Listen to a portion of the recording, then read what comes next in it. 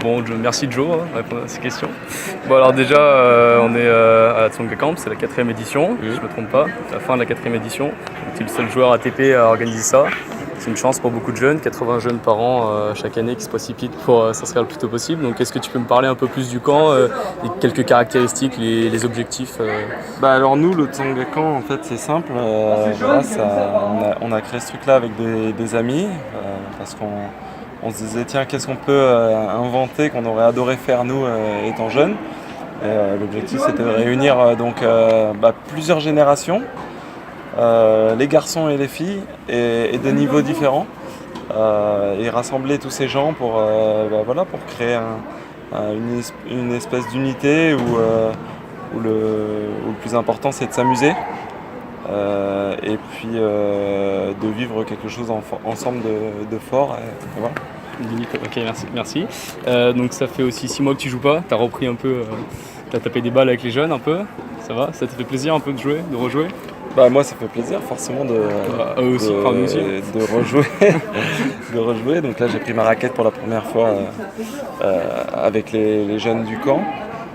Ils étaient largement au niveau parce que c'est vrai que la reprise c'est pas évident, mais voilà, pour moi le plus important c'était de reprendre un peu ma raquette, de taper 2-3 balles. J'ai vu hyper sympa. J'ai vu quand tu es passé sur le plateau de France 2 à Roland Garros, c'est vrai que t'étais pas encore. Tu disais que tu pouvais juste nager, mais c'était quand Roland Garros était fermé, du coup tu as bien progressé depuis. Depuis j'ai bien travaillé, j'ai bien progressé, donc voilà, l'objectif maintenant c'est de retourner sur le court pour de vrai et des bonnes sensations. Faire des vraies séances d'entraînement, après ensuite reprendre les points, reprendre les matchs pour éventuellement reprendre la compétition le plus tôt possible. Ouais, retrouver les sensations. Du coup, tu comptes reprendre quand compétition? Je sais pas encore. Le plus important, c'est que je sois bien physiquement et je reprendrai aussi évidemment quand je serai au top tennistiquement.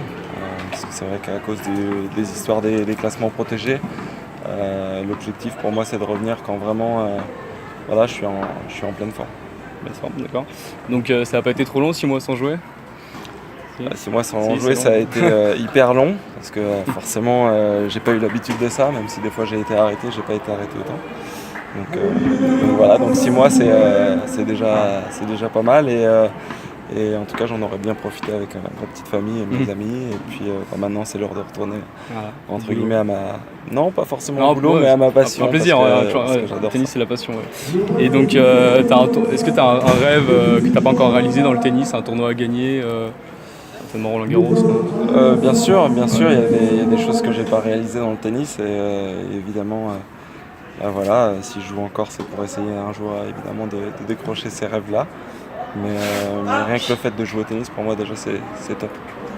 Et on va parler un peu de l'Open Park, l'Open Park à Lyon. Tu étais ambassadeur, tu es toujours ambassadeur de l'Open Park. Du coup, tu as gagné en 2017 contre Berdych en finale. 2018, malheureusement, tu n'as pas pu jouer, tu as dû être dessus. J'ai pas pu défendre mon titre. J'aurais adoré pouvoir défendre mon titre.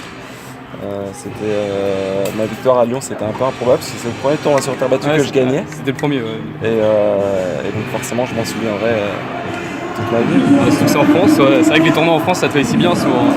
Les tournois en France, ça me réussit bien.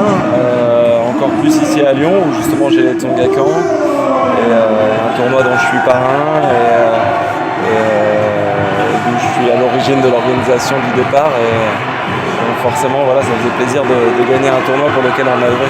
Donc en 2019, c'est la victoire de nouveau alors? J'adorais. On va essayer. Ouais. Alors, sinon une dernière question, l'US Open approche bientôt, rapidement on va dire.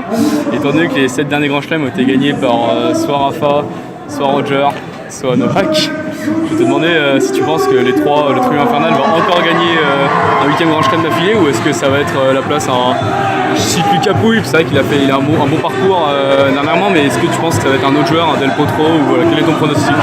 Moi je pronostique Del Potro. C'est un peu mon avis aussi. Voilà, parce qu'il est bien revenu, il est puissant. Il est bien revenu, c'est un joueur qui est complet, qui aurait fait partie un peu de ce trio magique s'il n'avait pas eu autant de pépins physiques. Aujourd'hui il revient bien, il est dans une bonne forme, il a bien joué dans les derniers grands chelems. Il revient à une place plus qu'honorable et à mon avis il va jouer les outsiders en tout cas, on ne sait pas s'il va gagner mais il jouera les outsiders. Merci Joe. Ouais. Merci. Salut.